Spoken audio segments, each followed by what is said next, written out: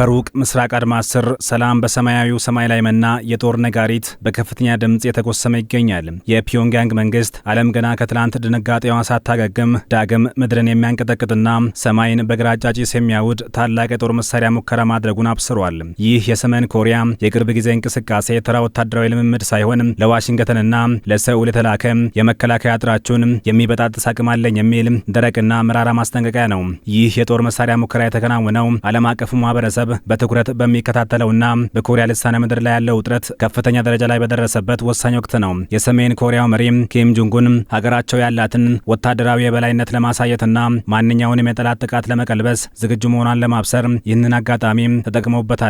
በጥቁር ቆዳ ጃኬት የታጀበው የቤተሰብ የጥፋት ጉብኝት የሰሜን ኮሪያው ማዕከላዊ የዜና ወኪል KCNA ይፋ ያደረጋቸው ምስሎች ለዓለም አቀፉ ማህበረሰብ የሚሰጡት መልእክት እጅግ ረቂቅና አስፈሪ ነው። በምስሉ ላይ የሚታዩት ታላቁ መሪ ኪም ጆንግ ኡን ጥቁር የቆዳ ጃኬታቸውን ደርበው በኩራትና በልበ ሙሉነት የባህር ዳርቻውን አድማስ ሲቃኙ ታይተዋል። ነገር ግን የዚህ ትዕይንት ዋነኛ ትኩረት እርሳቸው ብቻ አይደሉም። ከጎናቸው ቆማ የአባቷን ፈለግ በመከተል ተመሳሳይ ጥቁር የቆዳ ጃኬት የለበሰችውና የመንግስቱ ታላቅ ወራሽ እንደምትሆን የሚነገርላት ወጣቷ ኪም ጁኤ ትገኛለች። አባትና ልጅ አየሩን እያረሰ ግራጫ ጭሱን እየተፋ የሚምዘገዘገውን ገዳይ ሚሳኤል በአድናቆት ሲመለከቱ የሚያሳየው ትዕይንት ፒዮንግያንግ የጦር መሳሪያ ዝግጅቷን ለቀጣዩ ትውልድ ጭምር እንደ ቅርስ ያስተላለፈች መሆኑን የሚያረጋግጥ ነው። ይህ የቤተሰብ ጉብኝት የሰሜን ኮሪያን የኒውክሌርና የሚሳኤል ፕሮግራም ለማንም የማይበገር ለማንም የማይቆምና ዘለቄታዊ መሆኑን ለዓለም ዲፕሎማሲያዊ ማህበረሰብ ለማሳየት ታስቦ የተዘጋጀ ታላቅ ድራማ ይመስላል። የደቡብ ኮሪያ ሰላዮችና የደህንነት ተቋማት እንደሚሉት ይህች ወጣት ልጅ ነገ የፒዮንግያንግን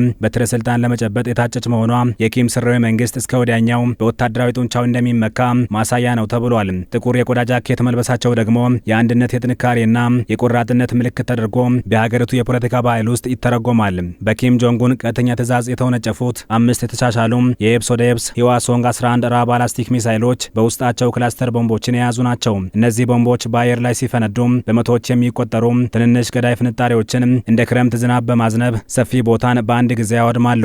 ይህ አይነቱ የጦር መሳሪያ በተለይ በሰው ኃይልና በመሰረተ ልማት ላይ ከፍተኛ ውድመት ለማድረስ የተነደፈ ነው። ቀደም ሲል በተደረገ ሙከራ ህዋሶንግ 11 ካ የተባለው ሚሳኤል እስከ 17 ሄክታር የሚደርስን ሰፊ መሬት ወደ አመድነት የመቀየር አቅም እንዳለው ተነግሮለታል። ኪም ጆንግ ኡን በሙከራው እጅግ መርካታቸውን ሲገልጹ በወታደራዊ እርምጃዎች ውስጥ እንደዚህ ያለ ከፍተኛ ጥንካሬ ያለው የማጥቃት አቅም ማሳደግ ለጠላት የመፈራረሻ ደወል ነው በሚል ጠንካራ ቃላት ጄኔራሎቻቸውን አወድሰዋል። ይህ የክላስተር ቦምብ ቴክኖሎጂ ኢላማው ላይ ከመድረሱ አስቀድሞ በአየር ላይ ተበታትኖ የሚወርድ በመሆኑ የጠላትን ወታደራዊ ካምፖች፣ የአውሮፕላን ማረፊያዎችንና የትጥቅ ማከማቻዎችን በአንድ ጀንበር የፍርስራሽ ክምር የማድረግ ብቃት አለው ተብሏል።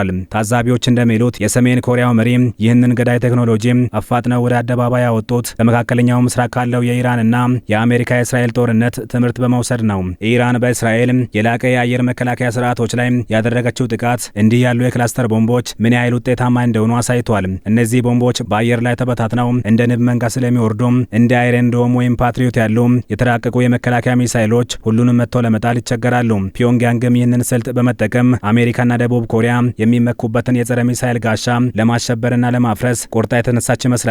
ሰሜን ኮሪያ የኢራንን ስልታዊ አካሄድ በማጥናትና የራሷን የክላስተር ቦምቦች ጥራትና አጥፊነት ለማሳደግ በትኩረት እየሰራች መሆኑ የዓለም አቀፍ ወታደራዊ ባለሙያዎችን በእጅጉ ስጋት ላይ ጥሏል። ይህ ደግሞ በምስራቅ እስያና በመካከለኛው ምስራቅ መካከል ያለውን የወታደራዊ ቴክኖሎጂ ትብብርና የልምድ ልውውጥ አጉልቶ ያሳያል። በዓለም ላይ ከ120 በላይ ሀገራት የክላስተር ቦምቦችን አጠቃቀም የሚከለክል ዓለም አቀፍ ስምምነት ቢፈርሙም ሰሜን ኮሪያ፣ ኢራን፣ እስራኤልና አሜሪካ ለዚህ ስምምነት ጀርባቸውን የሰጡ መሆናቸው አነጋጋሪው ጉዳይ ነው። እነዚህ ቦምቦች ካልፈነዱ ለዓመታት መሬት ውስጥ ተቀብረው በመቆየት በንጹሃን ዜጎች ላይ ጉዳት የሚያደርሱ ቢሆንም ታላላቅ ሀገራት ግን ለወታደራዊ ስኬታቸው ሲሉ የሰው ልጅን ደህንነት ወደ ጎን ትተዋል። ይህ ሁኔታ ዓለማችንን የሞራል ልጓም በሌለው የጥፋት ፍልሚያ ውስጥ እንድትገባ አድርጓታል ሲሉ ተንታኞች ምልከታቸውን ያስቀምጣሉ።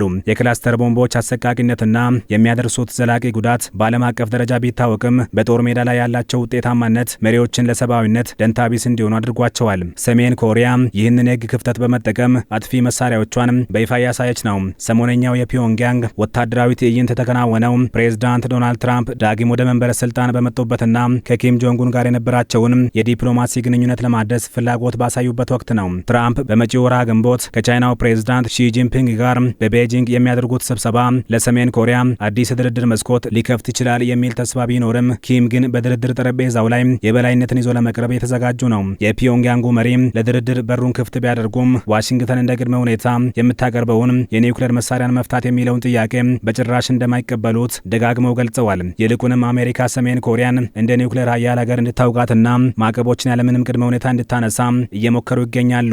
ትራምፕ ከሺ ጋር የሚያደርጉት ስብሰባ ለሰሜን ኮሪያ አዲስ የፖለቲካ ትርፍ ሊያስገኝላት እንደሚችል በማሰብ ፒዮንግያንግ የሚሳይል ሙከራዋን እንደ ትልቅ የመደራደሪያ ካርድ ይዛለች። ይህ ስልታዊ አካሄድ ሰሜን ኮሪያን በዓለም አቀፍ መድረክ ተሰሚነት ለማትረፍና ጥቅሟን ለማስከበር የምታደርገው ጥረት አካል ነው። ሰሜን ኮሪያ ከ2019 ወዲህ የኒውክሌር አቅሟን ለማሳደግና ዘመናዊ መሳሪያዎችን ለመታጠቅ ከፍተኛ ጥረት ያደረገች ነው። የሃይፐርሶኒክ ሚሳይሎች፣ በሰርጓጅ መርከብ ላይ የተገጠሙ ባላስቲክ ሚሳይሎችና አሁን ደግሞ እነዚህ የክላስተር ቦምቦች የፒዮንግያንግን ወታደራዊ ጥንካሬ ወደ አዲስ ምዕራፍ አሸጋግረውታል።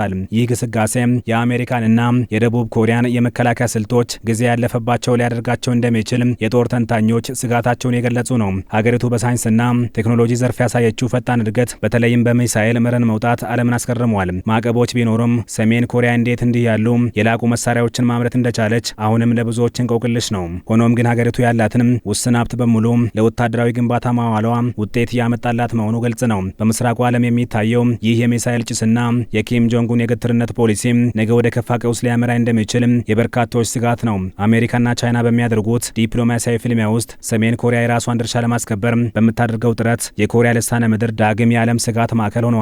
የቆዳ ጃኬት የለበሱት አባትና ልጅ በባህር ጠረፍ ላይ ቆመው ወደ ሰማይ የሚወነጨፉትን ገዳይ ሚሳይሎች እያደነቁ ዓለምን በስጋት ማሸበራቸውን ቀጥለዋል። የነገው የሰላም ዕጣ ፈንታም በእነዚህ ግትር መሪዎች እጅና በታላላቅ ሀገራት ዲፕሎማሲያዊ ብልሃት ላይ የወደቀ ይመስላል። ሰሜን ኮሪያ ጥፋትን የማዝነብ አቅሟን ባሳየችበት በዚህ ወቅት ዓለም አቀፉ ማህበረሰብ የሚሰጠው ምላሽ ምን ሊሆን እንደሚችል ለማየት ሁሉም በትኩረትና በስጋት እየጠበቀ ነው። የታሪክ ምሁራን እንደሚሉት ከሆነ እንዲህ ያሉ የኃይል ትዕይንቶች ብዙውን ጊዜ ወደ ድርድር ወይም ወደ ግጭት ያመራሉ። ፒዮንግያንግ የመረጠችው መንገድ ግን የጦር መሳሪያ አቅምን በማሳየት ዓለምን ማስፈራራት ነው። ይህ ደግሞ በ21ኛው ክፍለ ዘመን የዓለም ፖለቲካ ውስጥ አደገኛ ቁማር ነው። ሰላም ለማግኘት ዝግጅቱ ለጦርነት መሆን አለበት የሚለው አባባል በፒዮንግያንግ አደባባይ በተግባር እየታየ ነው።